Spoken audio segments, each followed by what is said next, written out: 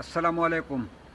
زما د پاکستان طاقتورو حلقو ته هغه حلقې چې طاقتور ځان ته طاقتور وایي هغو ته مې درخواست دی چې نیوټرل مه اوسېږئ، نیوټرل مه اوسېږئ. په خپل عوامو باندې دومره ظلم مه کوئ چې موږ ګوره چې د ملک نه سریلنکا جوړ شي، او که سریلنکا جوړ شو نو هیڅ یو قسم هم بیا پاتې نه شي. د عوامو زور تاسو نه دی لیدلی، خو د عوامو زور به بیا وینئ. د ملک نه سریلنکا جوړول غواړئ نو نیوټرل مه اوسېږئ. نیوټرل تاسو ته وینا کوم چې نیوټرل مه اوسېږئ، که نه بیا به د ملک نه سریلنکا جوړ شي او د سریلنکا منګه پاکستانی عوام بچی پوهېږي چې منګه یې د غلو لاندې کړي یو، دې نیوټرل د غلو لاندې کړي یو.